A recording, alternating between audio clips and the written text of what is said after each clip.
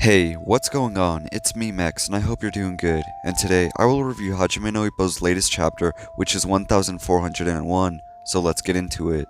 And yeah, like always, we carry over from the previous chapter, which left us off with Ricardo Martinez starting to fight back against Wally. And I just wanted to say how cool I think George Morikawa made the back and forth between Ricardo Martinez and Wally. It's just really cool because in this back and forth, Ricardo Martinez is actually fighting back and throwing punches for the first time in the fight. I also like how there's no dialogue between either of the two fighters in their back and forth. It really reminds me of Naruto and Sasuke's final battle at the Valley of the End, which in the manga was no dialogue and all punches near the end of the fight.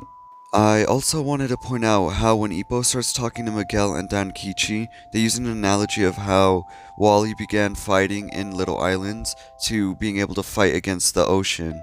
And if he can't fight back against the ocean, he'll get swallowed by it, which, I mean, reading this would make you think that Ricardo Martinez is about to take the edge over Wally, but that just does not end up happening. But when we cut back to the back and forth between Wally and Ricardo, we see Wally attempting to land a similar counterpunch he landed earlier in the fight.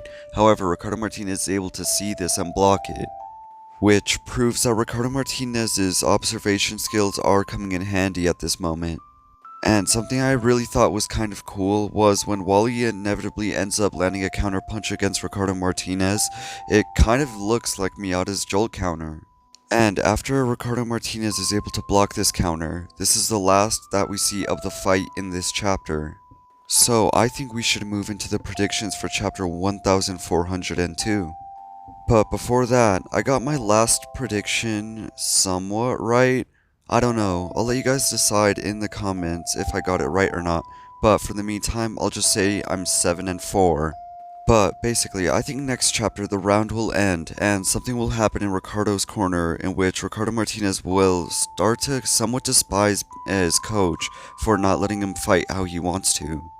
But yeah, basically half this chapter was the fight and half this chapter was dialogue between Sendo, Vorg, and Sendo's coach. But I thought this was a cool chapter, and before the video ends, I just wanted to thank everyone for 263 subscribers and for the support on my last video. And I would really like to hear any thoughts you had on the video or this chapter, and on that note, this is Mex signing off. It's been real.